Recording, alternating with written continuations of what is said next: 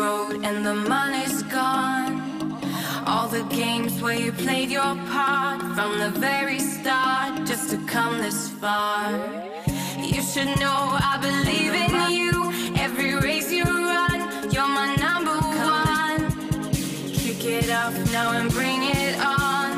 This will be your day. 'Cause baby, you were born to win. You're my number one. Never give up, never give in. You were born to win. Your destiny is victory. Yeah, yeah, yeah. Baby, baby, baby, yeah, yeah. Baby, you were born to win. You set it up and you knock it down. You're all set now to rock this town. You don't really need to play it low. Just get up and go. This is all your show. You should know I believe in you. Every race you run, you're my number one. Kick it off now and bring it on. This will be your day. 'Cause baby, you were born to win. Never give up, never give in. You were born to win. Your destiny is victory. Yeah, yeah, yeah. Baby, baby, baby, yeah, yeah. Baby, you were born to win.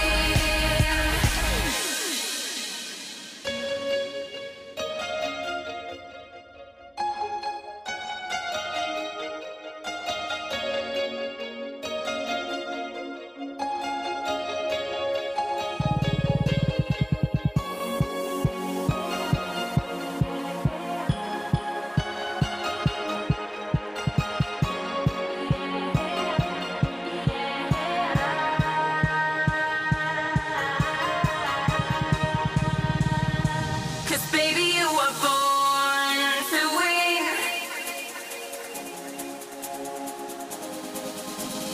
Born to win. Your destiny is victory. Baby, you were born to win. Never give up, never give in. You were born to win.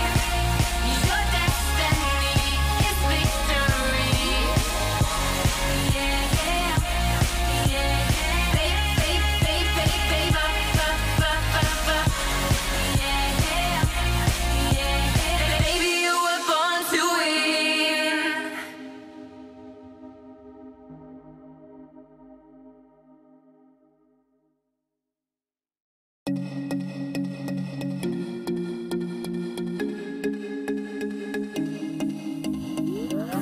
I know where you're coming from.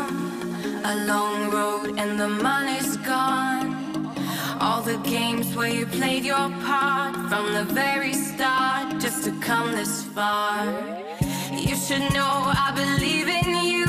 Every race you run, you're my number one. Kick it off now and bring it on. This will be your day. 'Cause baby, you were born to win. Never give up, never give in. You were born to win. Your destiny is victory. Yeah, yeah, yeah. Baby, baby, baby, yeah, yeah. Baby, you were born to win. You set it up and you knock it down. You're all set now to rock this town. You don't really need to play it low. Just get up and go. This is all your show. You should know I believe in you. Every race you run, you're my number one. Kick it off now and bring it on. This will be your day. 'Cause baby, you were born to win. Never give up, never give in. You were born to win. Your destiny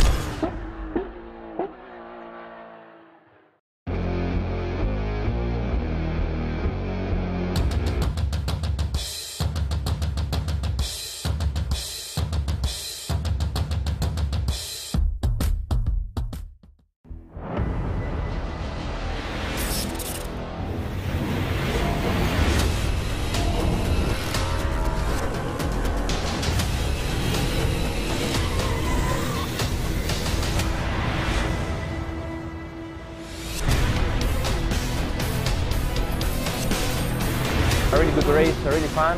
I managed to reach the second place.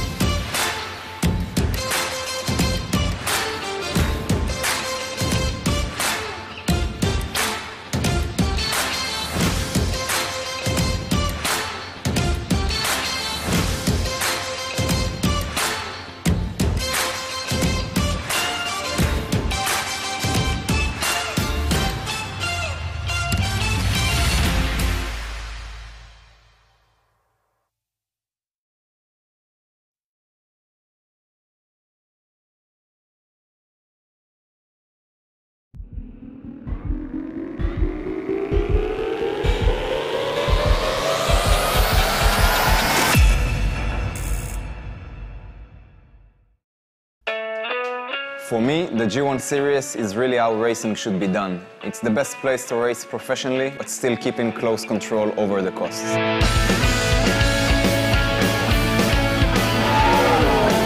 Driving the G1 is amazing because it's a really powerful car. It's really easy to drive, so you feel immediately connected with the car.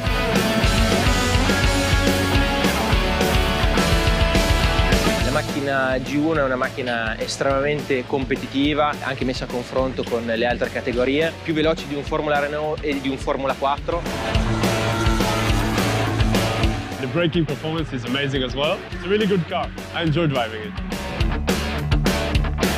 The technologies that Griiip provides me is what makes the series so special. I can access all my data at all times. And I can also compare the data to other drivers, so I can find my weak points, but also my strong points, and you can improve a lot on the track.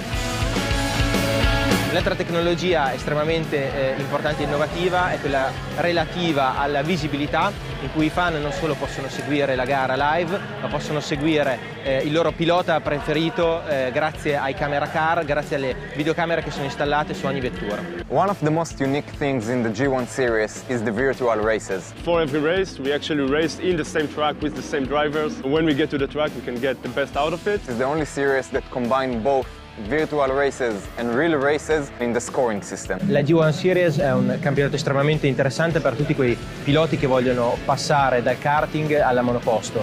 For the cost of a karting season, the G1 Series is one of the best places to improve my formula skills before moving on to next levels. It was truly an amazing year and I just can't wait for next season.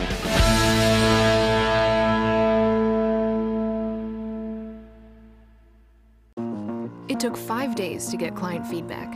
Now James only has 5 hours until launch. With Fiverr, it only took him 5 minutes to find Stephanie. Fiverr. Connect to a freelancer in under 5 minutes.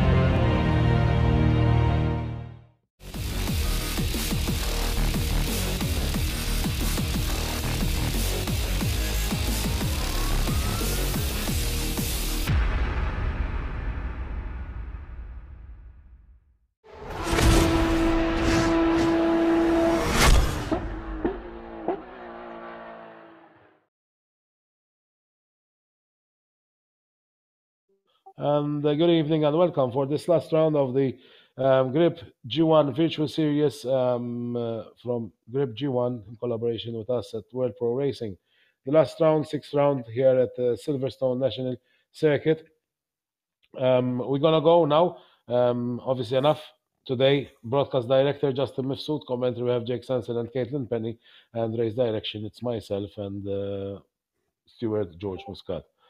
So we're gonna watch the standings after round 5, coming into round 6. As those following us might already know, Kevin Seguirra-Bernat is the winner of the championship already with 233 points. Second place, Daniele Pasquale. Third place, Ross McFarlane. Fourth place, Bernard Vella.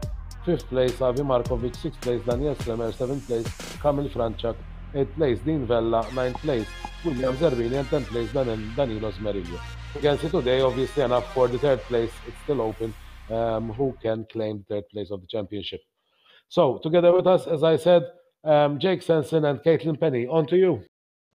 Thank you very much indeed, Adrian. Yes, it's all come down to this final race of the 2019 Griiip G1 Virtual Racing Pro Series. I'm Jake Sanson. Beside me, Caitlin Penny. We've crowned a champion, Caitlin. That happened last time out for Kevin Seguirra-Bernat, but there's still pride on offer here on the Silverstone National Circuit. Yeah, absolutely. Kevin Siggy has been utterly dominant all series long, winning 7 out of the 8 races. Would have won 8 out of 8, but got involved in an incident at one of the races at Vallelunga. It has been completely an unstoppable drive from Kevin Siggy. He's like a train on rails, and there's pretty much nothing that can stop him. And there is nothing that can stop him now mathematically from taking the test drive in the real Griiip G1 car, and very, very well deserved. In terms of the racing today, though, we still do have 2 races on offer, and this will be for pride more than anything. But of course, we do have a couple of other positions in the championship still up for grabs, and well, I can imagine there isn't one driver in this field who would turn down an offer to come away with a race win here today. So yeah, the championship may not be over, but the series isn't, and for the last time in Assetto Corsa, we're going racing. Indeed we are. The practice session is already underway, and of course, as well as having Kevin Seguirra-Bernat crowned as the champion with Daniele Pasquale in 2nd position, the real battle from now on in comes for the fight for 3rd position. Ross McFarlane on 83 points for V-Racer. Bernard Vella for the KC Racing Esports team is just 2 points back. Another 2 points back is Avi Markovic, and his teammate at GT Omega RPM Esports, Dan Stremer, is just 3 points behind him. So that's 7 points covering 4 drivers, and it could go anybody's way. Yeah, it could. It's been a close championship fight between those drivers there. over that third position in the championship season long. And that's the great thing about short races like this. Because everyone is pushing so hard, and because it's effectively qualifying pace the entire way, it means that tenths of a second can make massive differences in qualifying and in the race. And it means you really don't know who's going to come out on top until right at the end of the race. They're all so close, and sometimes the fighting can get a little bit too heated, which we've seen happening a couple of times this series. But yeah, hopefully we will get a clean fight today here at the Silverstone National Circuit. It's a short track, a lot of slipstreaming coming into effect down the Wellington Straight and the Pit Straight. But then you also have the technical Brooklands Luffield complex, and then the very fast Woodcote and Copse Corners. So it's a good circuit for a championship finale, and it's a good field of drivers to watch racing as well.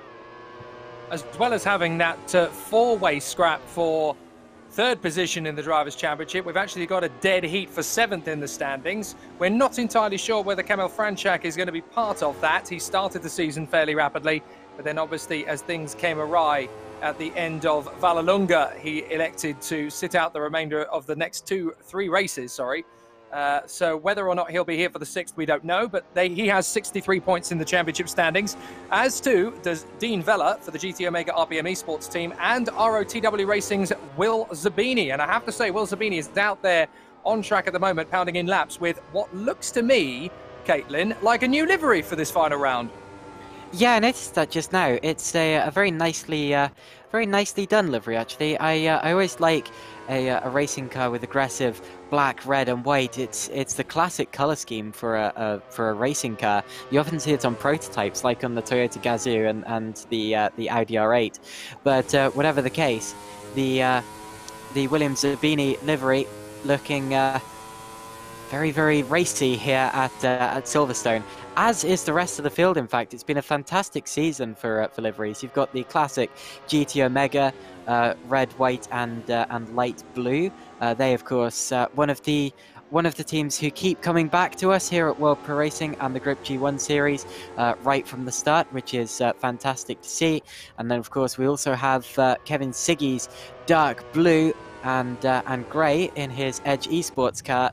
And of course, you can't leave out the Morning Stars Academy team either, who's another real strong team that keeps coming back to us here at World Pro Racing, and they have a very sort of computery style dark blue and white livery. So yeah, some very nice looking liveries on the grid, as we've seen so far this season. William Zabini, the newest one, although he has raced with us before in this series. And yeah, it's a good looking field of cars here with the very nice looking Griiip G1. And there's an audible sigh of relief in the pit lane from Scotland as Ross McFarlane manages to get back in time for 6.5 minutes worth left of running in practice. He was a little bit shaky as to whether or not he'd be able to make it back to his sim rig in time for tonight's racing, but fortunately he has been able to do so. So thank goodness for that, but he is now able to take to the Silverstone National Circuit and get out on track and actually put some running in. It was looking a little bit tentative at one stage, but this is a good opportunity for Ross McFarlane. Effectively, it's a British track, so as far as he's concerned, it's a chance to prove himself on home soil. But the other drivers will have been doing a lot of testing since Monday when they were first told where the mystery final location for Griiip G1's season finale was going to be. But Ross McFarlane will have done plenty of laps around here. I think Ross McFarlane's been one of the least lucky drivers so far this season. He's had pace for podiums at quite a few rounds of this championship, but his points tally doesn't reflect that because he's always managed to get involved in some sort of skirmish. He had a spin into the barrier at Verano, I believe. No, Maggioni. Admittedly, that was his own fault. He was involved in an incident at the start at the last round as well, at the Autodromo Riccardo Paletti, But yeah, also at the first round of the championship, kept getting involved in battles with the Velas and with other drivers around him, and ended up getting held up and damaged in those as well. So Ross McFarlane is a driver who definitely had more potential than he's shown, and well, hopefully he can join us for future events, because I'm sure he's got more to give there for Scotland. Yes, indeed. There's definitely some great calendar events coming in the World Pro Racing spectrum in the 2019 motorsport season. Do subscribe to all the channels on the website, of course. It's worldproracing.com. You can also like World Pro Racing on Facebook. And there's plenty of opportunities to get involved in the many various events that are coming in the 2019 calendar. You can find out more about them by subscribing. And obviously, there's going to be some more great race action as the 2019 season progresses. But it's been a very interesting season here in the Griiip G1 Virtual Series. We've had plenty of exciting battles, lots of good action. It's been almost perfection in terms of the dominant streak from Kevin Siggy Rebenak. But there's definitely plenty of surprises and thrills and spills along the way that we have been able to captivate. Just to give us a bit of a prediction for this one, Kevin Siggy Rebenak has obviously won all but one of the races thus far this season. Is there a temptation, do you think, here, potentially, Caitlin, to go out and dominate these last two races to really stamp his authority? Or will this just be a bit of fun for him? Kevin Siggy wouldn't be here if he wasn't going for the win. So he's certainly not going to take it easy. You know, he's not going to have the same sort of thirst that he had before he won the World Championship. But the thing is, what would have gone his way for this round is confidence. You know, the fact that he's won the championship, the fact that he's got it sealed and he's got nothing to lose now, he's done it. You know, he's got nothing to lose. And he's proven already that he's the quickest driver by a very, very long way. To have wrapped up the championship so convincingly already is just the mark of an absolute champion. And Kevin knows that. He knows he's the best. And that, I expect, should give him the confidence to effectively fly through this round like he's got wings. So out on circuit, the drivers are just putting in their final bits of practice as they try and get that little bit of extra setup knowledge. And it's obviously going to be very critical on a circuit like this, which isn't particularly long, but is very high speed. That last little extra can really make the difference. And between Kevin Siggy Rebenak and Bernard Vella in this practice session, there is less than a tenth of a second. 0.09 is the gap between Siggy Rebenak and Vella. Dan Stramer, Avi Merkovic, and Danilo Smerillo and Will Zabini are all very closely matched as well. Barely a tenth of a second covers all four of those. Dean Vella is currently 7th from Itamar Yativ, Gianluigi Corrao, and Ross McFarlane, who set exactly the same lap as Gianluigi Corrao to the 1,000th of a second. So there's very much a close field. And the thing about this circuit, with it being so high speed, Caitlin, is that there really isn't much to choose between the drivers if they are pushing themselves to their extremes. Well, the fact is that the track's so short, and when the track's so short, that means there really isn't much time to find any time at all, and that's why I'm not entirely surprised that we've had two drivers setting exactly the same lap there. I'm a bit worried that we might end up seeing that in qualifying, but because there's so few corners, it means that the drivers are driving this circuit pretty much exactly the same, and when you have drivers, when you have this many drivers doing pretty much exactly the same thing, it's just marginal gains that decide whether you're 1st or 10th. So a single mistake could be catastrophic. Although, of course, then you have the upside of the fact that you get more laps with a shorter track. So that means if you do make a mistake in qualifying, you get more laps in order to correct that. But whatever the case, if you're struggling at one corner, you're struggling not just with one corner, but in this case, with, you know, maybe 10% of the whole track, which could definitely be catastrophic for a lap, and drivers know that. So it's going to be interesting. Traffic is going to come into play later on if you have drivers who maybe get caught up in incidents at the start. It's a short race, so we shouldn't see too much of it, but definitely if there are incidents or if there are drivers who are dramatically slower than the others, we'll have traffic coming into play later on. And that means that the drivers are going to have to keep their wits about them in not just the race, but qualifying as well. Sounds pretty concise and reasonable. We've got a few seconds left on the clock. So far so good for Kevin Siggy Rebenak, who continues his progression in the 2019 Griiip G1 Virtual Series as the top dog. The time ticks down to 0, and it's going to be Kevin Siggy Rebenak who emerges as the fastest. Ross McFarlane, with limited track running, is only on a 53.363. That's not bad at all. That's within a second of Kevin Siggy Rebenak. So with limited preparation, he is still very much in the running for a decent spot. But it's Kevin Siggy Rebenak from Bernard Vella, Dan Stromae, Avi Markovic, Will Zabini, and Dean Vella in the top 6.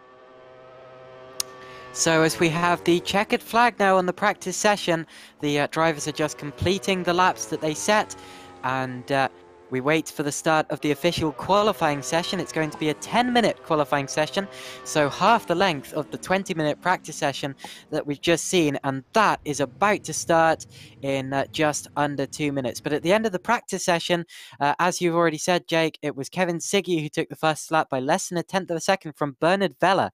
So Vella there putting together a really good practice lap, and he's going to be a contender here today. Then we also have William Zabini in the top 3. Very good effort from him. Daniel Streamer 4th, and then Markovic, Dean Vella, Smerilio, Yativ, McFarlane and Corral the top 10, and then Santos and Zara just outside of the top 10 as well. So yeah, some very close laps. The entire field separated by just over 1.1 seconds. Very, very close.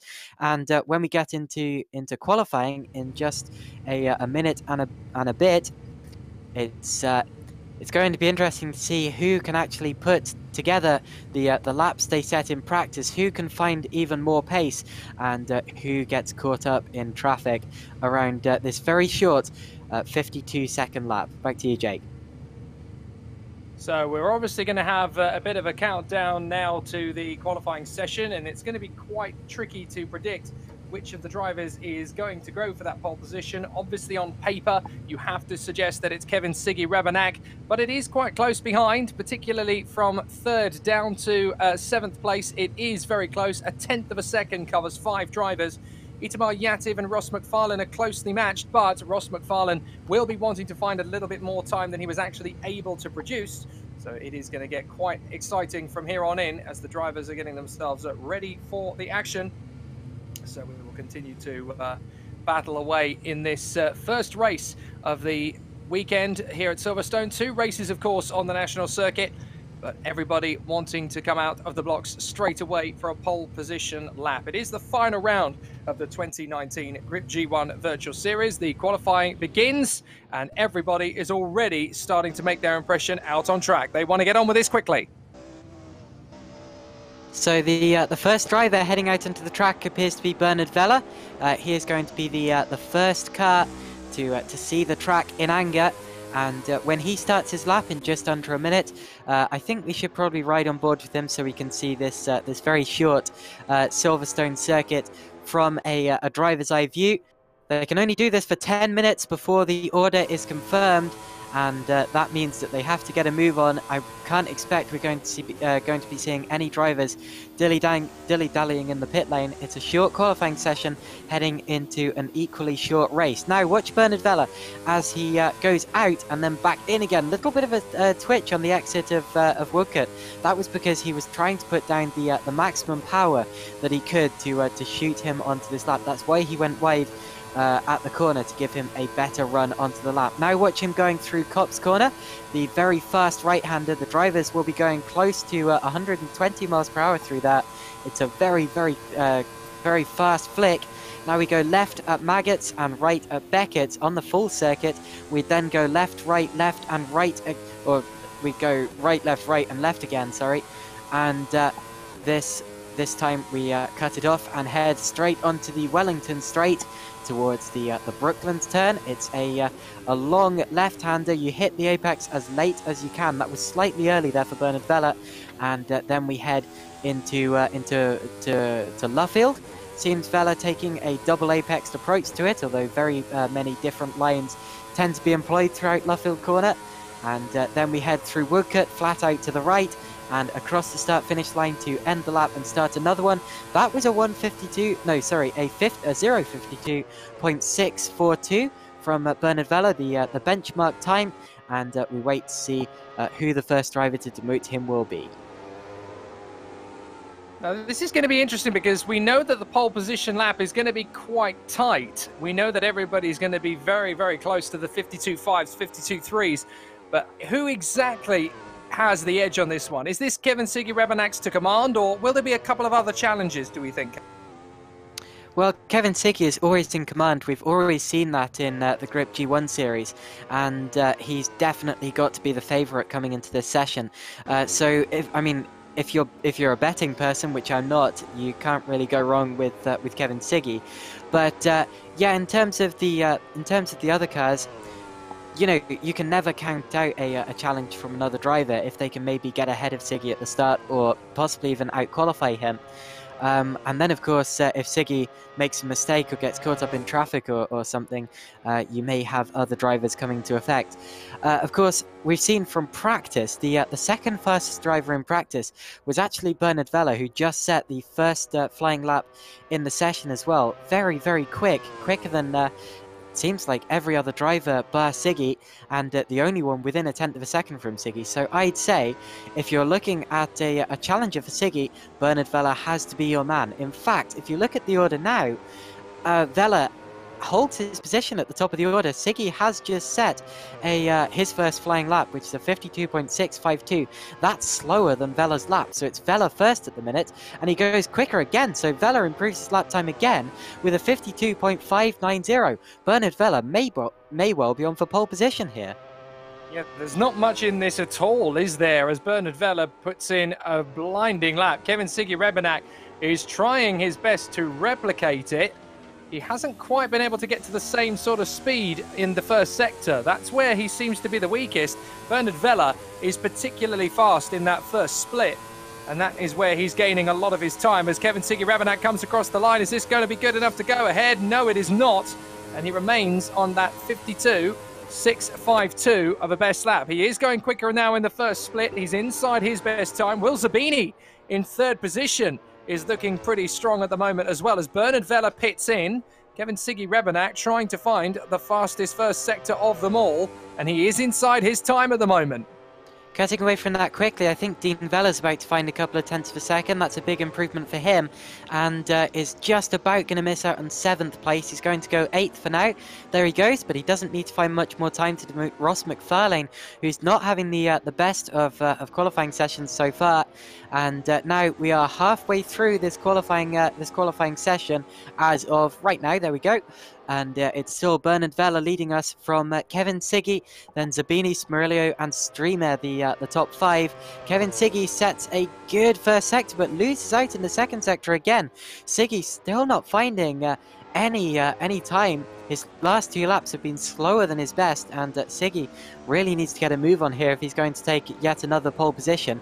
It's not looking good for him just yet, but we still have time to go, as Dean Vella is about to find more time. I said he was going quicker, and this is going to be close to taking it off Ross McFarlane. As he crosses the line, actually I think he's just lost a bit of time in the final corner there, and as he crosses the line he's not going to improve on his best time, and Siggy again goes down in the first sector. Siggy Rebenak is trying his best to find a really decent bit of time in that third sector. He's barely dabbing the brake in the run into Brooklands, and he actually carried far too much speed into Luffield, so you can sense his frustration. He knows where he needs to improve, he knows where he needs to game. I'm going to follow him on this lap. Beautifully done through Copse Corner. Bernard Vella is already up on his first split, although Kevin Siggy Rebenak is able to hold that sort of speed and hold that kind of pace. So they go through. See, that's where Siggy Rebenak's losing time. He's just getting a little bit edgy through the right-handers. They can now come down the Wellington Straight. Kevin Siggy Rebenak is getting a bit more speed out of the car. He's improved to a 27.2 for the first sector. That's better. Now he's got to be very, very patient on the brakies over Brooklands. He carries far too much, and he's had to back out of the lap again. See, he just doesn't quite have the speed through Brooklands. He hasn't got the confidence in the car. Maybe a lack of practice from Kevin Siggy. Bernard Vella there was about to go up on his lap. He set the fastest first sector of anyone, then spun at Luffield. He had a half spin, and that means it's going to ruin his next lap as well. If I was Bernard there, I may have just dived into the pits and put a new set of tyres on, but whatever the case, Bernard Vella going for it again, and I can't imagine his next lap's going to be up. Will Zabini, however, is coming through Luffield at the minute. He's finding a whole 10th, maybe even 2 tenths. He was flicking between a 10th and 2 tenths. Could Will Zabini have something to say about Kevin Siggy here? Maybe not on this lap because he's had a poor exit to Luffield, but as he crosses the line, there is a slight improvement for Will Zabini. He does a 52.874. McFarlane fourth. McFarlane fourth on a 52.903. Yep, that's beautifully done from McFarlane, and he is improving again on this first split. Meanwhile, Kevin Siggy Rebenak is again taking a very wide berth out of Luffield to go for another flying lap. He bailed out of that one as well. Yeah, Ross McFarlane there getting up to 4th with Will Zabini now within 0.3 of a second of the leaders. I don't think he's close enough in terms of times to worry them, but he'll certainly be a little bit of a dark horse in this race. Definitely seems to be best of the rest. Then behind them you have Ross McFarlane, who is actually going quicker on this lap. He's set his personal best first sector, and it gets a relatively good exit to Luffield as well, with some slight slipstream there from a car up ahead. And as he crosses the start-finish line, is he going to challenge Will Zabini for 3rd? Yes, in fact, he goes 3rd. So it's a 52.844 there for Ross McFarlane to put him to 3rd position, just over 2.5 tenths of a second behind Bernard Vella at the top of the order, less than 2 tenths of a second behind Kevin Siggy. So Siggy has to be a little bit cautious about him there. But yeah, Ross McFarlane going up. Also, Sandro Zara, well, he's finding a 10th out of the final corner, but actually needs to find half a second if he's going to jump up to 9th position. Across the line, he's going to improve on his lap, but he's going to stay 10th. There he goes. But yeah, back to the leaders. They've both just started new laps, have Siggy and Vella, and let's keep an eye on their times. That's much better from Kevin Siggy Rebenak as he now comes down the Wellington Straight. He might be on a good one here, but this is where on the lap he is crucial at making mistakes. He does have a couple of errors at this point. Keep it going, keep it going.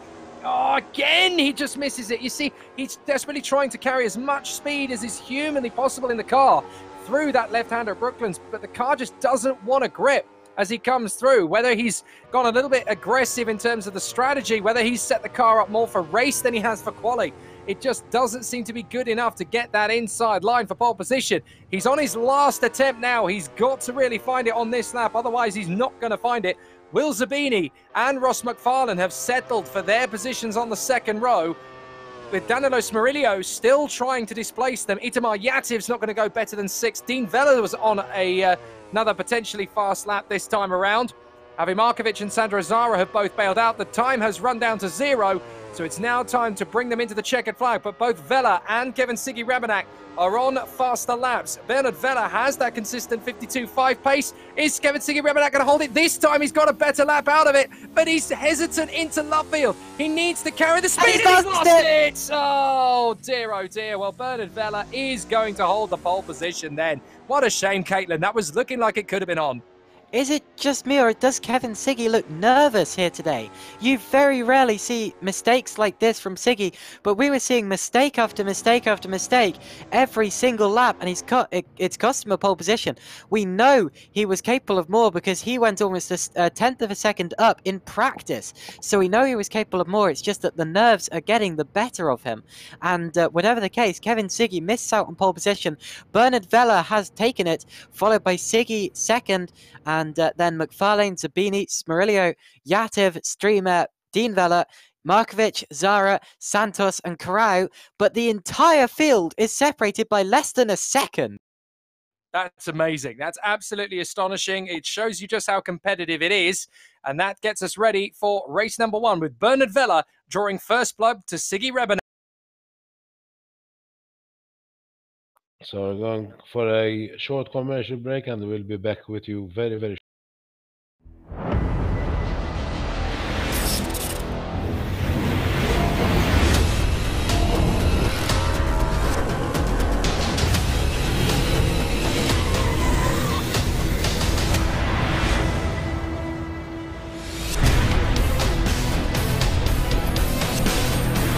A really good race, really fun. I managed to reach the 2nd place.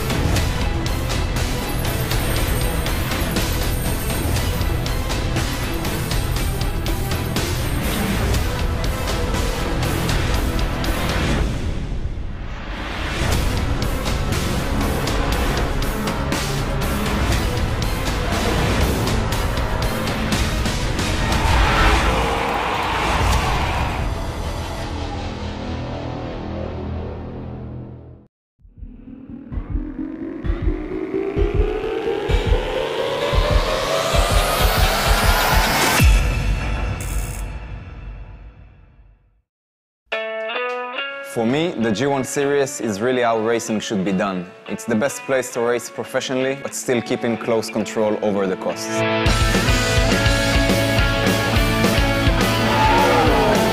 Driving the G1 is amazing because it's a really powerful car. It's really easy to drive, so you feel immediately connected with the car.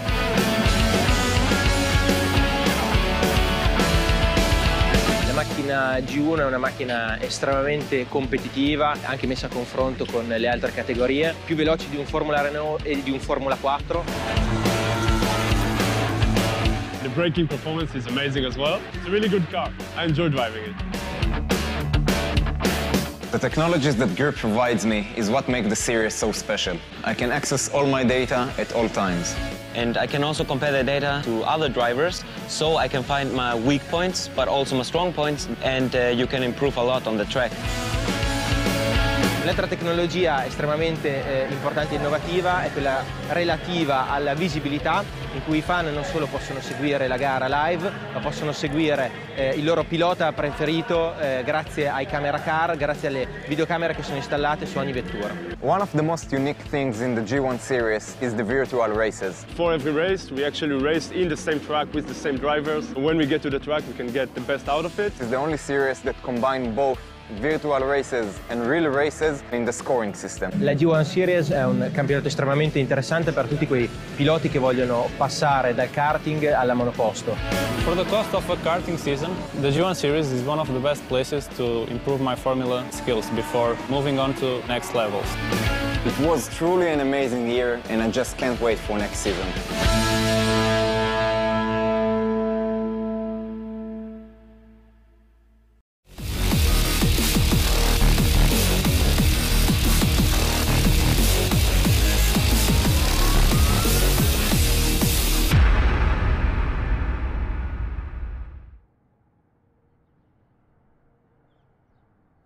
And we're back for the start of this first race of the 6th round of the Griiip G1 Virtual Series here with us at World Pro Racing. Together with us, Caitlin, Penny, and Jake Sensen. On to you. Thank you very much indeed, Adrian. We are a few seconds from the start. Bernard Vella and Kevin Siggy Rebenak on the front row of the grid. Ross McFarlane and Will Zabini on row 2.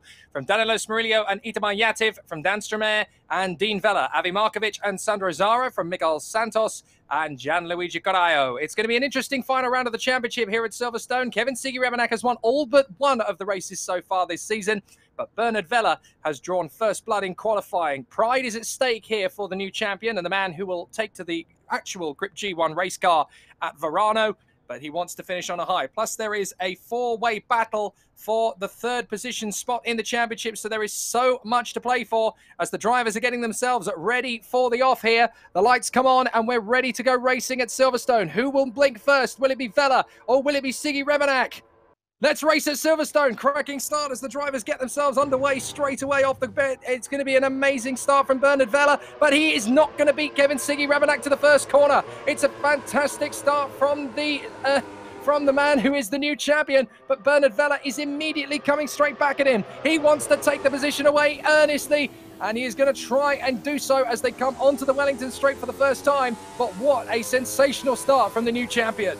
Two cars spinning at the back. One of them, I'm afraid, is Gianluigi Coraio. The other one appears to have been, I think, I actually don't know, but we'll find out. We're going 3 wide towards Brooklands for third place. My goodness, Ross McFarlane gets absolutely mugged. Will Zabini gets mugged, rather, by McFarlane and Smerillo. Really, really close racing. Smerillo now being forced wide, and that will be McFarlane up the inside. So I think McFarlane just claimed third place again. We'll see at the end of this lap. But yeah, it's going to be Kevin Siggy leading across the lane, followed by Vella and McFarlane. Smerillo taking a look to the outside of McFarlane, heading on to, and there's contact, and McFarlane's going around. McFarlane had a, whoa, he's in the wall. Okay, I thought he was going to hang on to that. That was going to be it was going to be a big save, but unfortunately couldn't quite save it. The car just snapped into the wall. Shouldn't be any damage, but whatever the case, that's going to cost him a lot of time. And Ross McFarlane drops to the back. It just seemed as if either the air was taken off his wings or there was slight contact, and McFarlane ended up being pitched around. But yeah, Smerillo getting a little bit too close for comfort there. And the other driver that got involved in the Gianluigi Corrao incident was Dean Vella, I'm afraid to say. Looked as if he spun across the road. I'm not sure if there was contact that triggered that, and Corrao couldn't avoid him. Avi Markovic is having an amazing scrap with Sandro Zara and Michael Santos in front of Ross McFarlane, who's dropped back into, what is that now, 11th position, I think he is now. Make that 10th, actually, because of the two drivers behind him of Dean Vella and Gianluigi Corrao.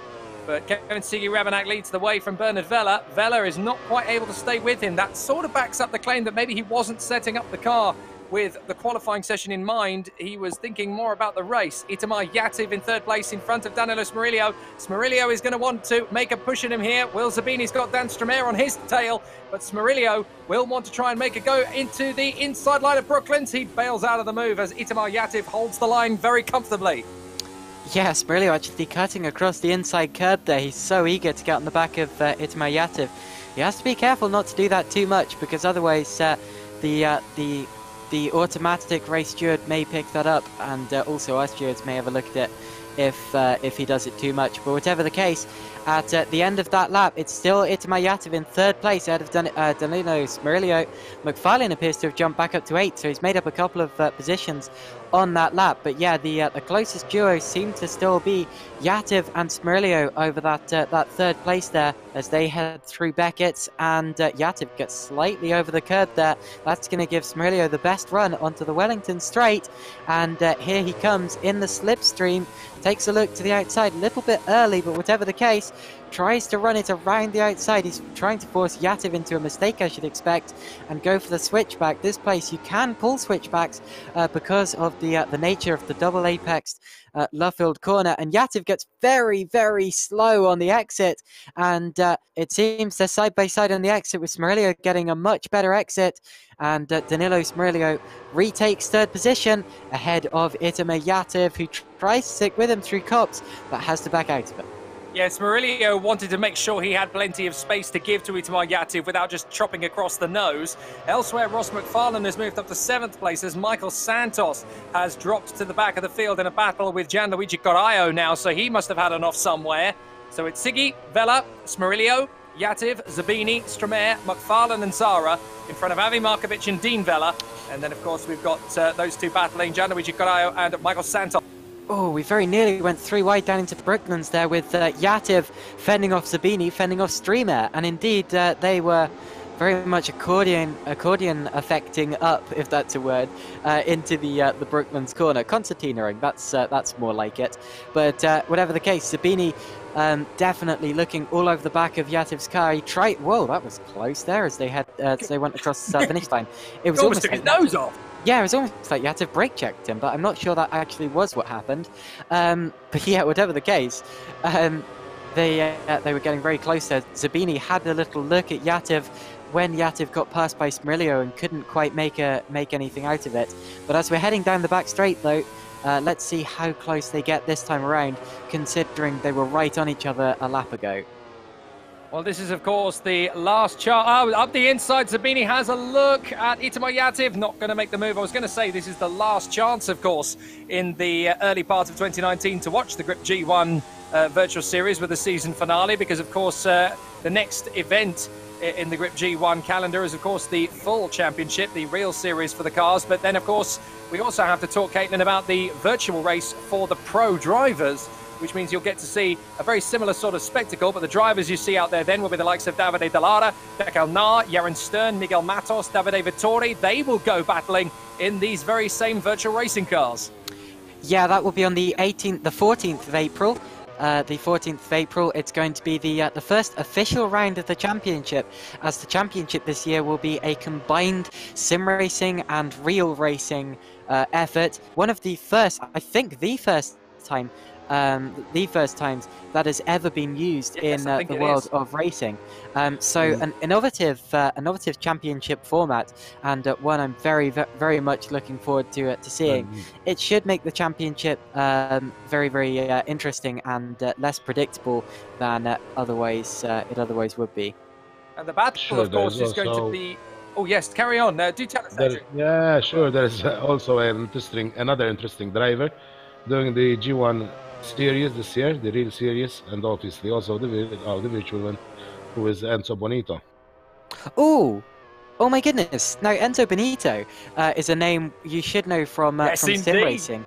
Yeah, he the name at the moment. Of course, he came from sim racing and then raced at the Race of Champions for the sim racing team. I think he's done that twice now. So, yeah, Enzo Benito, one of the leading lights in the likes of drivers progressing from sim racing to real racing, which is something I'm sure we will see happening a lot more in the future. But back to the race, Itamar Yativ now having to fend off Will Zabini, who's going to have a go as they head towards the start-finish line. It seems, oh, yep, there he goes, taking a look to the outside, but having to run over the curb in the process. That was close, and Zabini really had to have his wits about in there to avoid running into the back of Yativ's car. And now he looks to the inside for 4th position into Maggots. That's going to quickly turn into the outside for Beckett's, but he might look for a switchback. There he goes. That's how you do a switchback, and that's going to work there for Zabini as Yativ very nearly comes back in and takes his rear tyre. Luckily, they managed to avoid contact, and Itamar Yativ has to settle for 5th position. No, he doesn't, because he darts to the inside into Brooklands. A typical Brooklands move, and Zabini still keeps the inside line, but they're still side by side, almost with an overlap there on the exit. And Yativ coming back at him towards Woodcote. This is a fight I can see going all the way, as Yativ is now on the inside of Zabini to the outside. Zabini's classified 4th as they go into the next lap, with Yativ still on the inside. This is where Smirillo and McFarlane came together a couple of laps ago, and they're still side by side. They've been that way for almost a lap now. Into Maggots and Beckett again. This is the racing. This is the racing we signed up for, isn't it? And now up the inside, that's Ross McFarlane and Dan Stromae. Ross McFarlane has joined the battle. What a comeback. And now he's trying to sweep past both of them. Now, what's happened to Dan Stromae? I think he's actually dropped off the tail. Did he have to back off? On the inside, Yativ! Oh my goodness, Yativ dives to the inside of Zabini. Zabini's now going to try and run around the outside. That's going to leave the door wide open for Ross McFarlane. McFarlane's going to tuck the car up the inside, gets a good exit on the inside line, but the exit is faster around the outside. Zabini's going to hold the car, but he backs out of it. So Ross McFarlane manages to slip through, but I don't think Zabini's done yet. Yativ through to 4th. Zabini side by side with McFarlane round the first corner. Takes the longer line, but will tuck back in under the slipstream and still carries the speed. This is great driving from Zabini. He is not going to be beaten. Can he pull off that same switchback maneuver that he pulled off in Itamar Yativ a lap ago? Ross McFarlane's going to need to be wise to it, but he's not. He's left the door wide open. Zabini is going to get him, but can Ross McFarlane hold it to the inside line to claim the place back one more time? Ross McFarlane is there on the inside. Zabini's going to have to try and carry the speed right round the outside to hold the inside line for the next corner. That's not going to happen. McFarlane's got him. What a great battle. Ross McFarlane keeping that 5th position there. And how do you gain that many positions in the space of a minute or two? Fantastic from Ross McFarlane. But as we head now onto the final lap of the race, Zabini is having another look at him to the outside through Copse, very, very close, and that's not normally a place you can keep the foot in, but indeed, Zabini keeping a wheel and keeping the overlap, and will remain side by side. This is where he attempted a switchback last lap, and stops and gets hit. He stops and gets hit in the rear by Avi Markovic. Has he run out of fuel here on the final lap of the race? Yes, I think you're right. I think maybe he's miscalculated his fuel. But out of the final turn, regardless, Kevin Siggy Rebenak does what he does best and takes the checkered flag and wins once again in 2019 here at Silverstone on the national circuit. Kevin Siggy Rebenak takes the victory.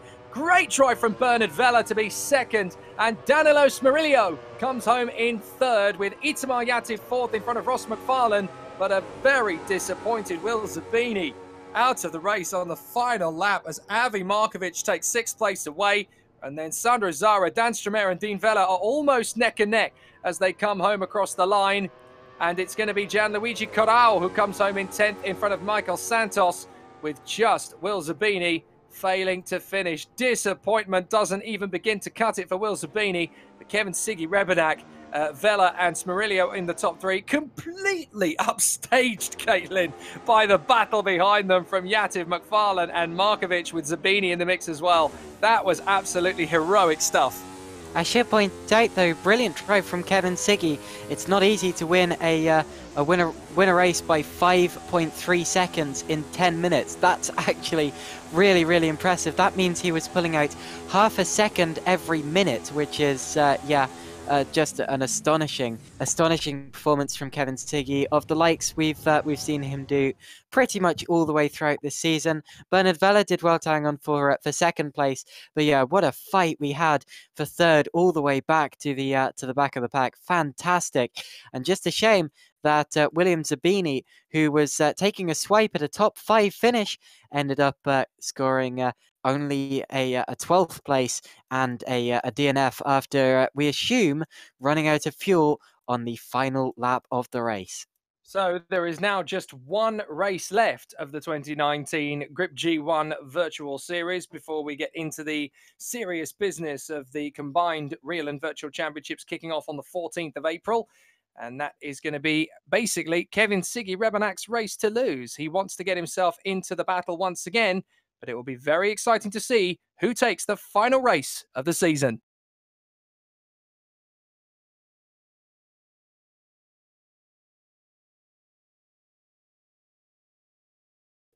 So just one race left of the 2019 season, and qualifying begins for that race. Now, what will the drivers have learnt from their previous session? Well, they'll know where the line is. They'll know, obviously, how to get things battling in the first sector. Do we think that Kevin Siggy Rebenak will have learnt the lessons from his first qualifying session? Can he beat Bernard Vella over a single lap this time? Well, he'd better hope so, because after that race 1, he doesn't really have much of an excuse anymore. So yeah, Bernard Vella Bernard Vella will be trying his hardest, but Kevin Siggy, of course, you know, he goes into every session as the favourite, and it's always a shock when he doesn't come out on top. I can imagine it would be very much the same for this session here. So we'll see exactly what happens. But I believe it is going to be Vella again who drives the first qualifying lap. I didn't see anyone ahead of him.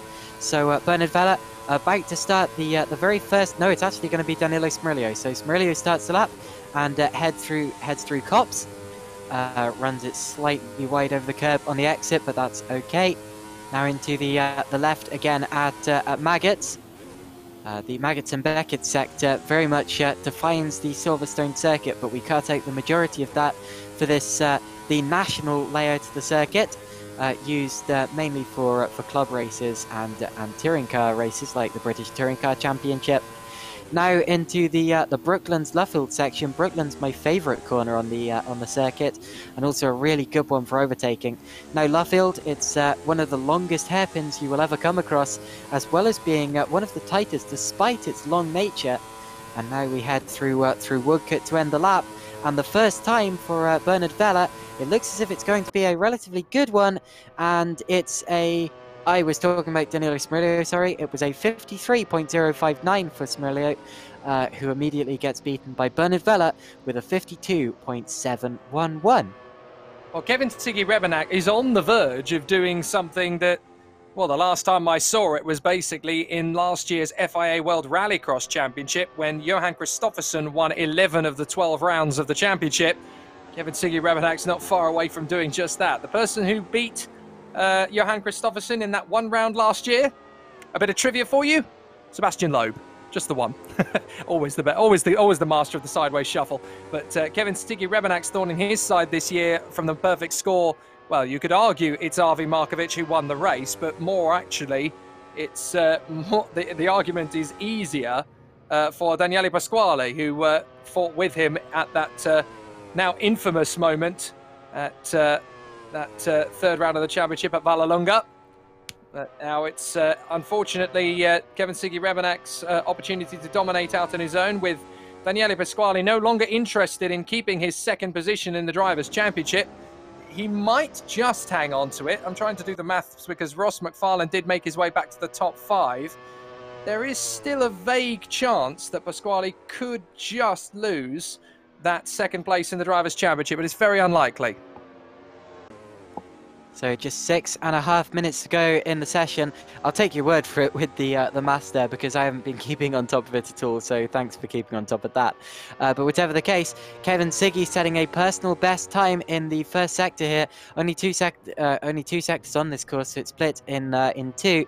His current best lap is only 0.04 of a second off Bernard Vella, so this is definitely a charge for pole here for Kevin Siggy. He's got one corner left to go, and it's a completely flat out one. So here he comes through Woodcut, and this should put him pole position, I should imagine, as he crosses the line now, and it is provisional pole. It's a 52.637, fastest of anyone in the second sector and fastest of anyone overall. But Bernard Vella, I'm sure, will react to that, and that shouldn't be everything over just yet. Danilo Smerilio is finding some pace. He's coming through Luffield at the minute, as he finds a 1/10 of a second so far. Needs to get a good exit. Looks as if he's got it. Currently, his best lap is exactly the same as Daniel Streamers, so this should put him third place outright. And as he crosses the line, there he goes. It's 52.970. So a good lap from Smerillo, but Kevin Siggy looks as if he's about to improve his lap yet again. Oh, no, maybe not, because he's made a mistake. Yeah, at that famous Luffield corner, as he often tends to push a little bit too hard, he's managed to there. So a bit of a problem, unfortunately. I was trying to do the maths, as we mentioned, because Daniele Pasquale not being here. Can he be caught for second position in the championship? The answer now is no. No, he can't. Ross McFarlane needed to be second position in the first race to stand any chance of closing up on Daniele Pasquale's total. And as he finished in P4, it's now out of his reach. So Daniele Pasquale is confirmed as runner-up in the Drivers' Championship. The big question now, though, is who is going to be who's going to be third behind Kevin Siggy Rebenak and behind Daniele Pasquale. The favourite for that now, you have to say, is Bernard Vella, because he was 2 points behind Ross McFarlane coming into the round. He is now, by my math, 4 points ahead, because he's gained 6 on him. He was 2 behind. So now Bernard Vella, with that second place finish, has moved into third place in the Drivers' Championship. That's how critical it is for Vella to stay in touch with Kevin Siggy Rebenak's pole time, which is currently a 52.6, but we know that Bernard Vella can stretch it to a 52.5. Nice. Now, you will barely believe this, but on the last time around, Streamer and Smerilio were separated by absolutely nothing, 0 to the 1,000th of a second. Then they went round and set another lap. They were both quicker than their personal bests, and they were separated by 1,000th of a second. So Smerilio and Streamer, very, very close. Over 2 laps, only separated by 1,000th of a second. However, they have both just been demoted by William Zabini, who moves up into third place with a 52.900, less than 3/10 of the overall lead. But yeah, what a battle for fourth that is between Smerilio and Streamer as it currently stands. Ross McFarlane about to go quicker. He crosses the line. I was just going to say. Yeah, sets a 4th place lap time there. So McFarlane splits Sabini and Smerilio, who are, of course, 2 Italian drivers. Wow. And Sabini comes into the pits now. But yeah, good lap from Ross McFarlane. What were you going to point out there, Jay? I was going to point out that Kevin Siggy Rebenak has stretched his pole position time to a 52.5, a 52.588 now, 0.12 clear of Bernard Vella. I doubt that that's going to be beaten now in the last 2 minutes 45. The only man I could see who could beat that is Bernard Vella, but I'm fairly sure that time is faster than Bernard Vella managed in Q1. So that is going to be almost certainly, I'm willing to stake my reputation on it, an unbeatable lap by Kevin Siggy Rebenak. The only person maybe he'll beat it is himself now, although Bernard Vella is definitely going to push for it. And I don't think Kevin Siggy Rebenak is resting on the fact that he's got pole position. He still wants to find more time, and he's eager to try and push it. Look how close he went through Cop's corner, pushing it to the ragged edge. Ross McFarlane going faster still, though. He may be in with a shot of breaking Will Zabini to move up to third position. He's only 0.04 of a second off him. So if he can find a little bit more time, Ross McFarlane has a genuine shot at the top 3. He might even be able to jump Bernard Vella. Now, correct me if I'm wrong, but I didn't know that drivers were allowed to escape back to the pits and then go back out again. I'm not sure if they are. But that's exactly what Danilo Smerilio just did, because he had a crash at Luffield and is now back on track again, which is interesting. Anyway, I assumed that in qualifying you're not allowed to just escape and come back out of it. I thought that was if you crashed during qualifying, that's it, game over. So that's very interesting. We'll have to keep an eye on that. As McFarlane goes up to third position, he does break it, 52.889. So literally 1/100th of a second quicker than Will Zabini. That's how tight it is around this circuit. As Bernard Veller's now going faster, he's improving on this particular sector. Oh, this is good. Can he gain a time? This is going to be a really fast lap, and it's a fast lap too from McFarlane. Both of them are edging closer to Sigi Rebennak's pole time with a minute on the clock. Veller about to cross the line, and it's just off. Less than 400th of a second off Kevin Sigi Rebennak. I told you it would be a close lap. It's a 52.624. You don't really get much closer than that. And Bernard Veller is now on what I assume will be his last qualifying lap. Actually, I think he's going to get time for another. McFarlane's really threatening. Veller's just made a big mistake. I don't think he's going to make it round in time to go any quicker. McFarlane crossed the line. It's a 52.760, which keeps him third, but does improve his lap quite significantly. But I'm interested in whether Bernard Veller will get another attempt. He's not going to. He's not going to. I think you're absolutely right. I don't think he's going to. He's backing right off the challenge. I think he's realised it himself. He's not going to get another qualifying lap in now. So Bernard Veller, unfortunately, pushed very hard for Kevin Sigi Rebennak, but that little mistake was all it took, and it's game over. But Ross McFarlane genuinely has a chance to break him. No, here he goes. Veller has got one more. Veller has got one more. My apologies. He did make it back in time. So Veller's on a faster lap. McFarlane's on a faster lap, and the checkered flag is out. Kevin Sigi Rebennak's done all he can do. He's not going to get another lap in, and he knew that lap wasn't going to be quicker, so he's just got to sit and wait. Watch McFarlane as he crosses the line. It's only just off. It's less than 700ths off pole. That was a real challenge there at the end from Ross McFarlane, who suddenly found a real burst of speed. Now watch Veller, because Veller is on for pole position here as he heads through Luffield. It's all come down to the very final lap, as it did in the first qualifying session. He's made a slight mistake. Oh no, he drifted. He drifted through Luffield. That's it. He drifted through Luffield. That was it. He just got a little bit sideways through Luffield, and that was all it took. What a shame for Bernard Veller. He was on the pole lap there. He had the pace, Caitlin. That was going to be pole position. He'll be so frustrated. And suddenly, at the end of the session, the top three drivers are separated by 700ths of a second. I was not expecting that at the start of the session. Ross McFarlane really found a boost of speed towards the end there. And it's Sigi from Veller, from McFarlane, Zabini, Smarillo, Streamer, Yativ, Dean Veller, Markovic, Carrao, Zara and Santos. The 12 drivers again separated by less than a second. Incredibly close field. That was anyone's game. And in terms of the top three as well, less than 700ths of a second separating all of them. What a session that was. Unpredictable as always, but Sigi takes the pole. So we go for a short commercial break and we'll be back with you very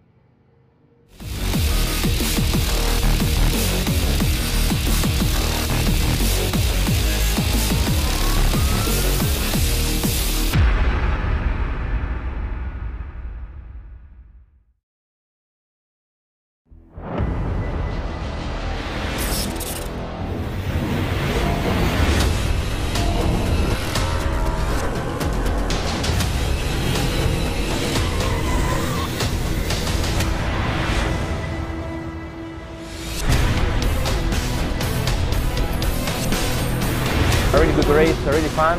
I managed to reach the second place.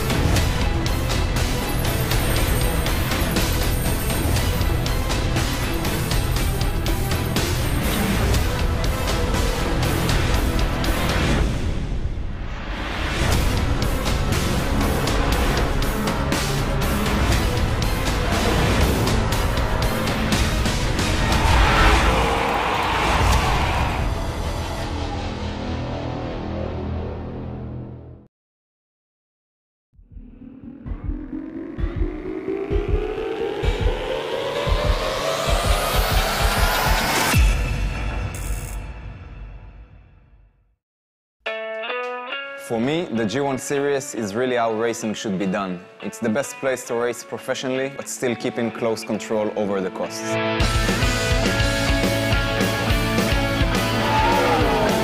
Driving the G1 is amazing because it's a really powerful car. It's really easy to drive, so you feel immediately connected with the car.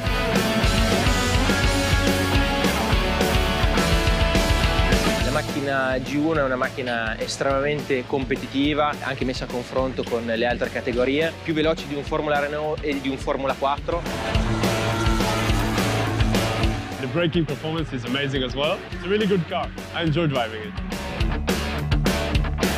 The technologies that Griiip provides me is what makes the series so special. I can access all my data at all times. And I can also compare the data to other drivers, so I can find my weak points, but also my strong points, and you can improve a lot on the track. L'altra tecnologia estremamente importante e innovativa è quella relativa alla visibilità, in cui i fan non solo possono seguire la gara live, ma possono seguire il loro pilota preferito grazie ai camera car, grazie alle videocamere che sono installate su ogni vettura. One of the most unique things in the G1 series is the virtual races. For every race, we actually race in the same track with the same drivers. When we get to the track, we can get the best out of it. It's the only series that combines both virtual races and real races in the scoring system. La G1 Series è un campionato estremamente interessante per tutti quei piloti che vogliono passare dal karting alla monoposto. For the cost of a karting season, the G1 Series is one of the best places to improve my formula skills before moving on to next levels. It was truly an amazing year and I just can't wait for next season.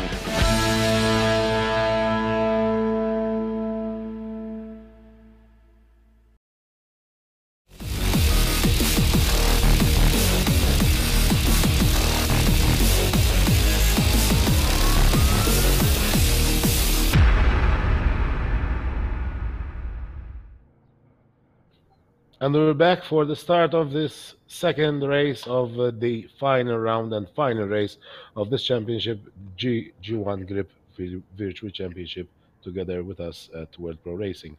On to you, Caitlin, and thank you very much indeed, Adrian. It's time for the last race of the 2019 Griiip G1 Virtual Series for the 2019 season. Jake Sanson and Caitlin Penny with you in the commentary box from Silverstone National, with the new champion, Kevin Siggy Rebenak, alongside the man fighting to be third in the championship, Bernard Vella, with Ross McFarlane and Will Zabini, Danilos Murillo and Dan Stramer, Itamar Yativ and Dean Vella, from Avi Markovic and Gianluigi Corrao. The lights are coming on and we are getting ready to go racing. It is going to be an absolutely epic battle, and away we go. A fantastic start from the front of the grid, and a perfect getaway for Kevin Siggy Rebenak as he charges forward into the first corner, and he's actually going to be beaten to the first corner. Bernard Vella, is he? As they go through to the first corner, Ross McFarlane is going to be there to his right side. Will Zabini getting a good start as well, but Bernard Vella has been beaten off the line by Ross McFarlane. McFarlane through to second position. Bernard Vella trying to cut his way back through. Now this is critical for the Drivers' Championship, and a spin from Bernard Vella. Bernard Vella spins and drops to the back of the queue.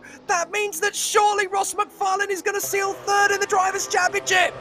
To be honest, it looked like contact with Will Zabini. Zabini was trying to come around his outside, and Bernard Vella just got tangled with him. So a really big shake-up of the order there as Vella and Zabini drop places, and that means it's Siggy from McFarlane. McFarlane really putting some good performances together in this final race of the season. And at the end of the first lap, it's Siggy leading. McFarlane trips the beam in second, followed by Smurillo, Yativ and Streamer, although Streamer had a look to the outside of Yativ there as they're heading through turn one, and the two GT Omega esports cars are going side by side towards Maggots and Beckett, and they're very close through Beckett's as well. On the exit, Streamer needs to get into the slipstream as they head down the Wellington Straight. He's getting closer and closer. This is over fourth position, and as the two are teammates, they need to make sure that they don't annoy each other too much and they don't come together or hold each other up. Oh, that was good there from Streamer, just keeping the overlap on the exit of Brooklands around the outside. Big kick of oversteer. If he hadn't had that, he'd be well ahead of his teammate by now, Itamar Yativ. But Yativ still fourth for the time being. Streamer keeping his wheels alongside him. That's too close for comfort as we head through Cop's Corner, and Yativ has a much better run over the curb on the outside as we head towards Maggots and Beckett's again. How is this for an inter-team squabble? The GT Amiga RPM esports trio, Yativ, Stramer, now Avi Markovic in there as well. Gianluigi Corrao is in 7th position as well, so this could end up being a four-way scrap, and up to 5th place now has actually come, 8th place now I should say, 5th in the queue, has come Dean Vella, so all 5 of those drivers are absolutely locked together. and they're all in the same team, so this is a great end-of-turn battle. But Itamar Yativ still hanging on in front of Dan Strumere. They've actually hit each other and gone round for a spin. That's Itamar Yativ, I believe, that's gone for a spin. It's true. That's Strumere. Strumere's gone round. So, unfortunately, that is going to have to be something that the GT Omega team will have to talk about later on. He just kicked out the rear wheel slightly and tangled with Itamar Yativ. They made contact once, they made contact twice, and around he went. And I just said they can't afford to come together, so that was a big shame. And when you get 3 cars from the same team fighting like that, the tension is always very, very high, and sometimes it comes to blows like that. So around went Strumere. Yativ is 4th, followed by Markovic, and that elevates Gianluigi Carrao into 6th place. And I should point out, he is also a GT Omega RPM Esports driver.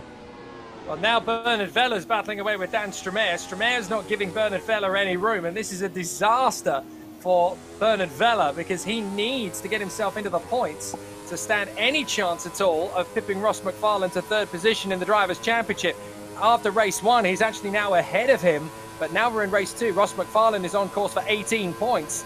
And Bernard Veller is on course for none at all if he stays where he is. So Ross McFarlane is going to retake 3rd position and stretch away. Meanwhile, Danilo Smerillo is in 3rd position from Itamar Yativ and Avi Markovic as those two battle away over 4th and 5th. Then it is Carrao, Zabini, Zara, Santos, Dean Veller, and then it is Bernard Veller battling away with Dan Strumere at the back of the field. But Ross McFarlane is just taking things nice and easy in 2nd position. As far as he's concerned, he doesn't have to panic at the moment. His main opposition is out of the points, and even if Danilo Smerillo catches and passes him, 3rd position will be enough to seal 3rd place.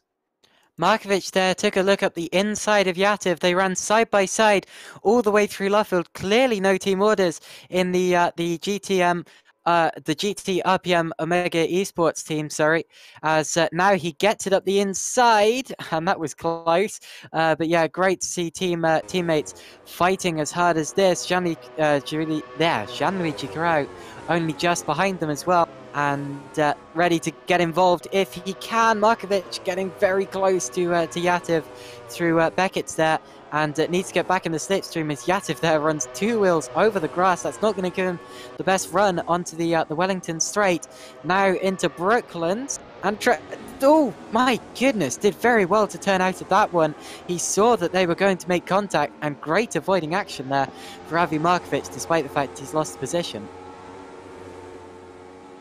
So this is pretty much a walk in the park for Kevin Sibi Revenak.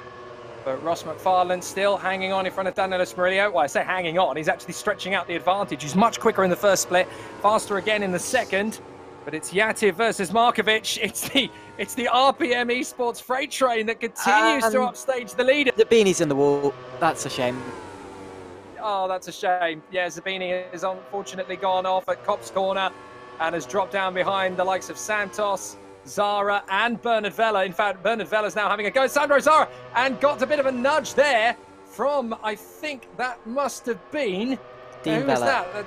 That's got to be Dean Veller who gave him a little rub there. Yeah, absolutely. So that was a little bit of a cheeky moment, but Will Zabini unfortunately recovering, but albeit a long way down the order.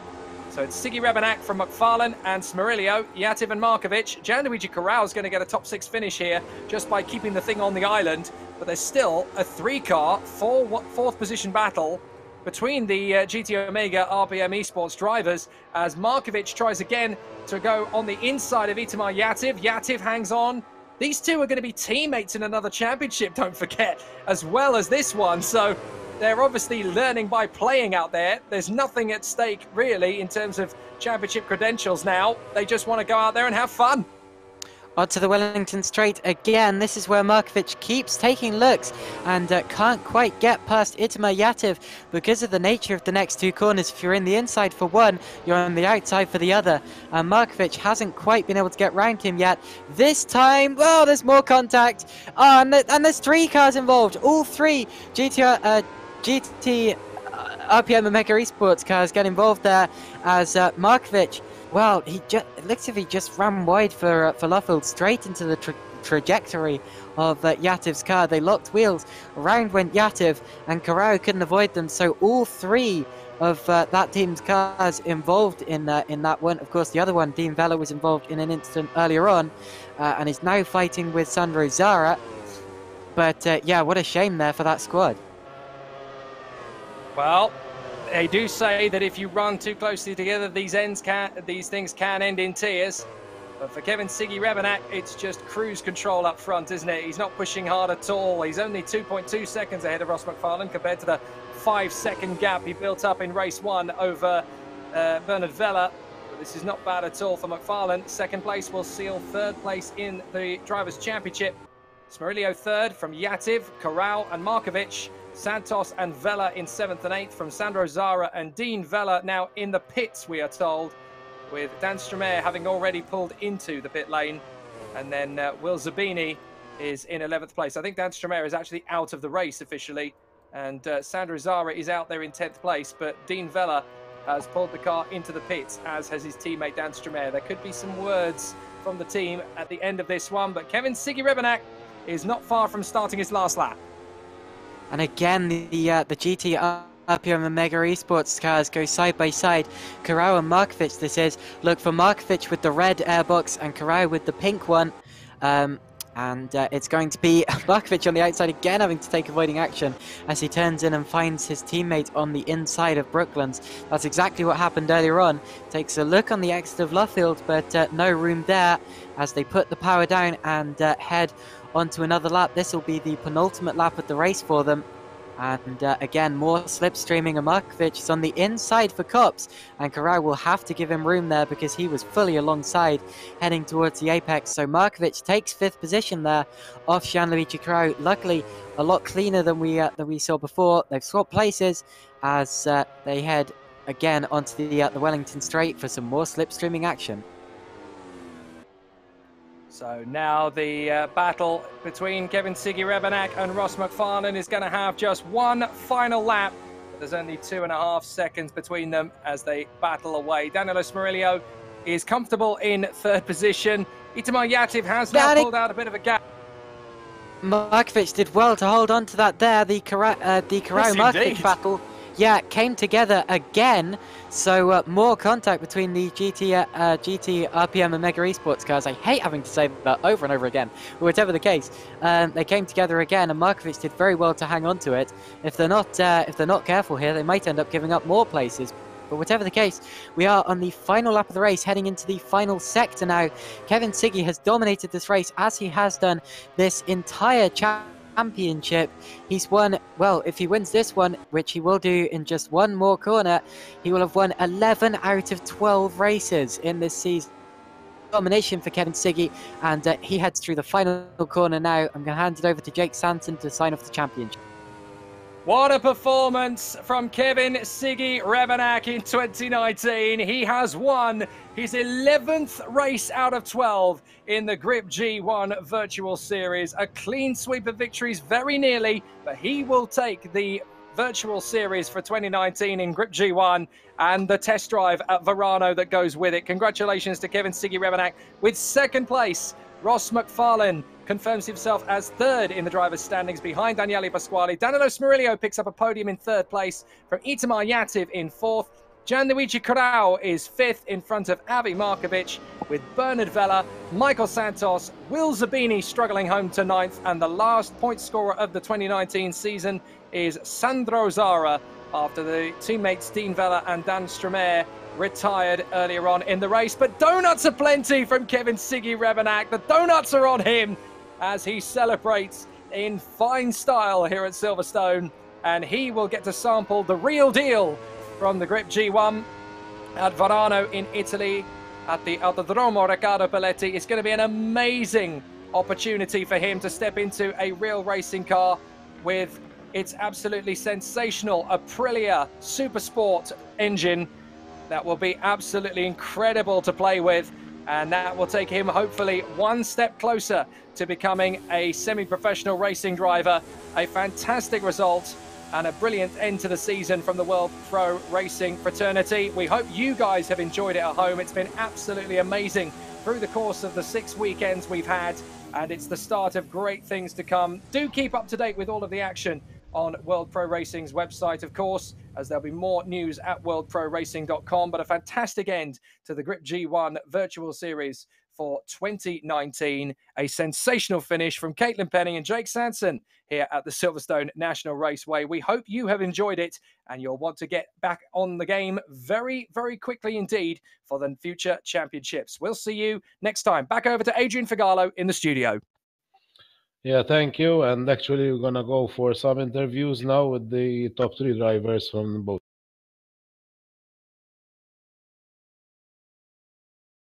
So indeed, we will have the interviews with our top 3 drivers. So we'll start, I do believe, as we mean to go on. Just as we're getting those guys ready, a quick summary from you of the...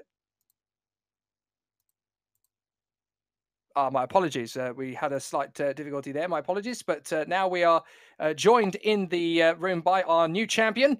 11 race wins out of 12 and a fantastic performance all through the season from Kevin Siggy Rabanat. Kevin, it looked like it was going to be quite a tough fight initially, Kevin. You had some difficulties from qualifying 1, but once you got into the lead, it was pretty straightforward from there.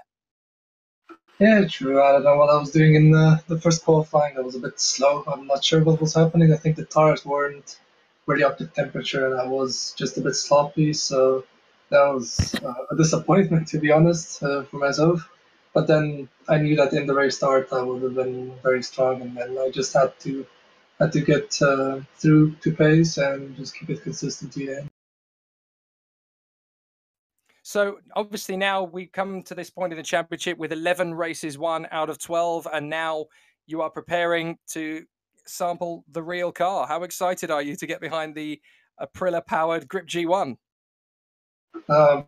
Really happy about that. It's gonna be really fun, I think, and I'm hoping we're gonna have a fun time in that one day at Barano. And yeah, I'm very pleased to have won it. Especially, I wasn't even expecting to win 11 races after a very bad round 1 for me, at least. But yeah, in the end, it went well, and everything was perfectly executed. So you now have 2 challenges when you get into that car, Kevin. First of all, you have to go faster in the race car than the likes of, faster in the race car than you did in the virtual car. And also you have to go faster than Davide Dallara, Deckel Nar, Jan Stern, Miguel Matos, Davide Verdoi. You need to prove that you can hack it with the real guy. Oof, Jesus. I don't think that will be the case comparing to my lap times on this. Yeah, I think I should be relatively close, let's say 3 seconds to the real guys. But let's put it this way, my target is to be as close as possible and to have fun as well. But my goal is as well to be in real racing, and I think this is one of the stepping stones, and I'm hoping I made the transition at least one time in the near future as well.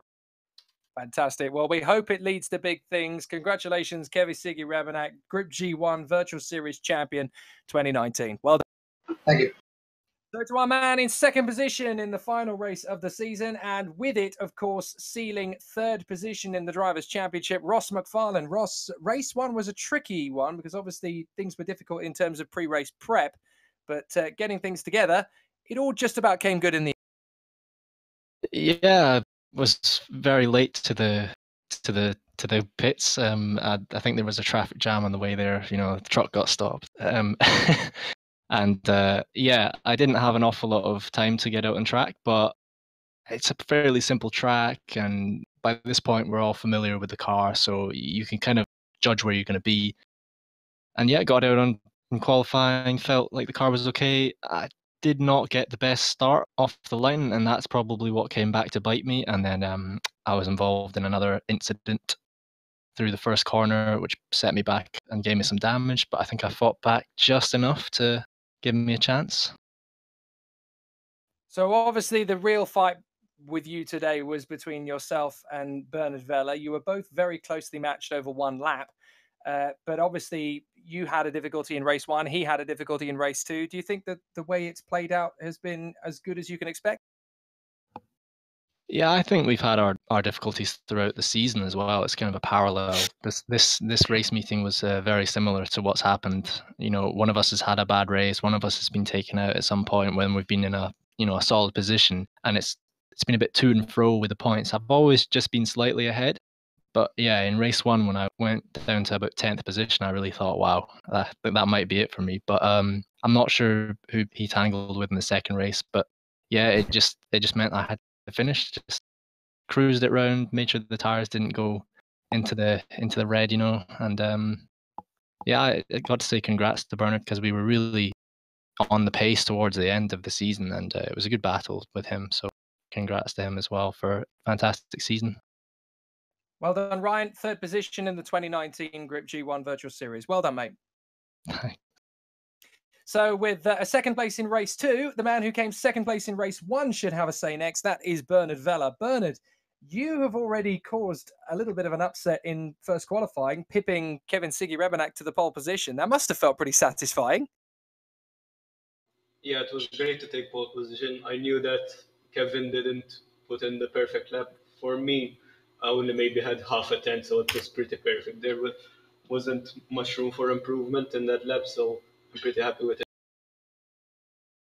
So obviously qualifying was very strong. The start just didn't quite work out the way you wanted to from the first corner, but then obviously you got yourself into a bit of a rhythm and second position was very achievable. Talk us through what happened in race 2 from your point of view. In race 2, it was quite weird. In the second corner, at first we weren't side by side, then suddenly we were side by side, and I had to move to the inside, and in the inside there's a really weird bump in that corner, and once you hit it, the car just starts oversteering, and it's hard to take it back, and I moved over due to the oversteer and we collided. I think it was just an unfortunate incident. So now that you've done a full season in the championship, are you going to be back again for the next? I don't think so, because I'm focusing more on the ADAC GT Masters Championship on Race Room, and I want to focus more on iRacing now, but I don't think I will do the next series. Well, I'm sure we'll see you again in World Pro Racing at some point soon. Thank you, Bernard Vella, and congratulations on your second place in race 1. Thank you. And finally, we have the man who finished third position in both of the races, the Italian stallion, Danilo Smerillo, did a fantastic job. Danilo, good to see you out there today. Some really good performances. Adrian Figallo, we need to get your translation on this, so hopefully you can assist. But Danilo, really good racing. Just talk us through how you performed on track and how happy you are to finish on the podium in the 2 races. Allora, Danilo. Ciao a tutti. Ciao, buonasera. Allora, dici com'è andata per tutte e due, ovviamente, le gare di oggi, terzo posto in tutte e due le gare. Ma allora, prima di tutto volevo scusarmi con Ross perché sono stato io a toccarlo in gara 1 alla prima curva. Purtroppo sono entrato troppo vicino a lui in scia, ho perso aderenza e l'ho appena colpito, ma tanto è bastato per mandarlo in testa coda, quindi mi spiace avergli rovinato gara 1. E per i 2 podi sì, sicuramente contento, anche in qualifica ero leggermente più lento degli altri piloti subito davanti a me, e quindi è stata una bella sorpresa riuscire ad arrivare terzo in entrambe le gare. In gara 2 sono stato fortunato che 2 piloti si sono scontrati al primo giro e si sono subito tolti dalla lotta, quindi è stata un po' più tranquilla la gara 2. So, first of all, he excused himself with Ross because it was him, he said, that touched him at the back and obviously made him spin the car. So he excused himself several times with Ross. He is quite happy, obviously, taking 2 podiums because he was quite slower than the other drivers in qualifications, but definitely very happy in taking third place in both races. And obviously enough, the second race was a little bit more easier for him when there were 2 drivers that hit each other, and obviously it made it more easy for him to keep on third place.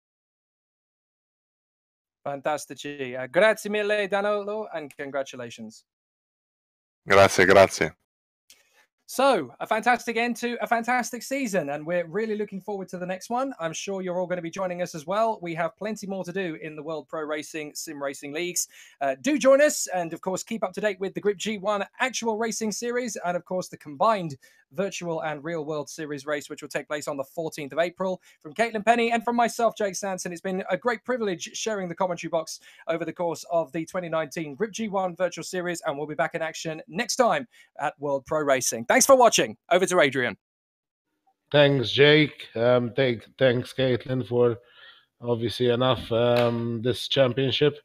I would like to thank also Griiip and Tamir for obviously enough giving us this opportunity. And now, as you well said, we're looking forward to season 2 on rFactor 2 for the Griiip G1 series on the 14th of April. Now we're going for the first virtual race of the pro drivers that will race in the real championship.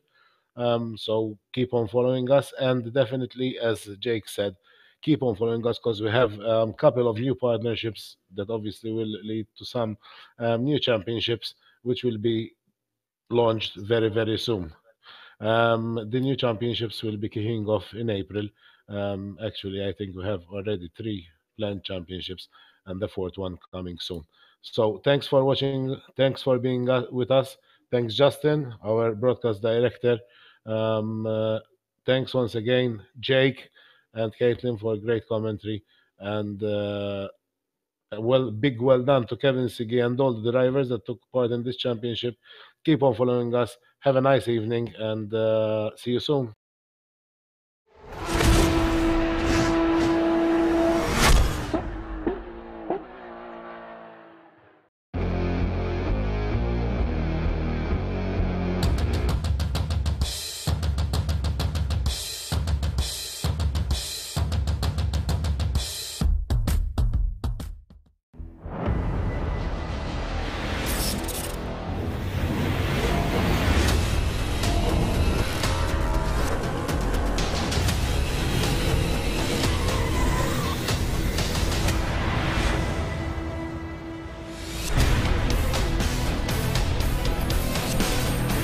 A really good race, really fun.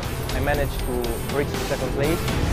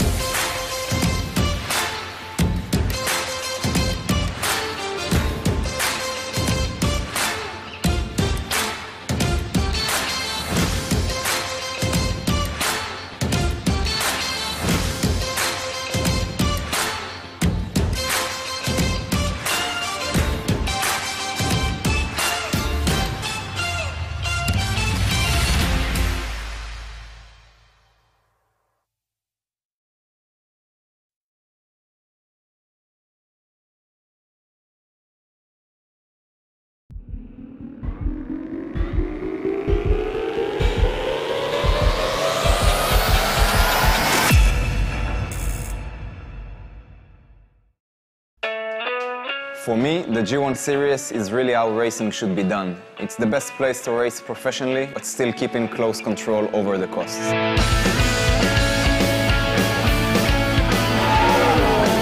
Driving the G1 is amazing because it's a really powerful car. It's really easy to drive, so you feel immediately connected with the car.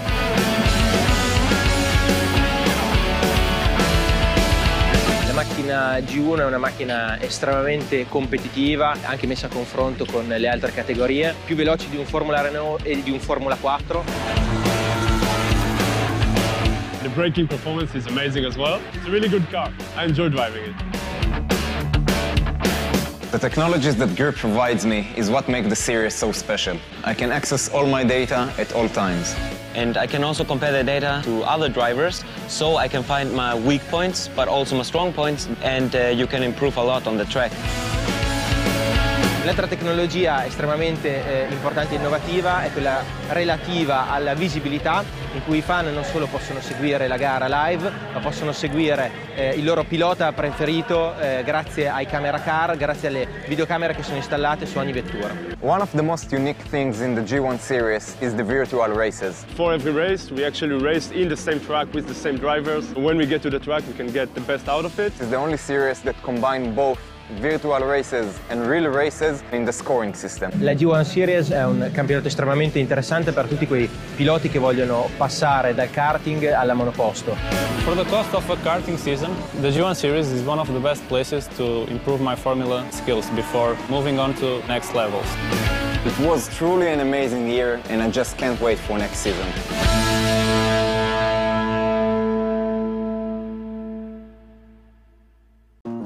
It took 5 days to get client feedback. Now James only has 5 hours until launch. With Fiverr, it only took him 5 minutes to find Stephanie. Fiverr. Connect to a freelancer in under 5 minutes.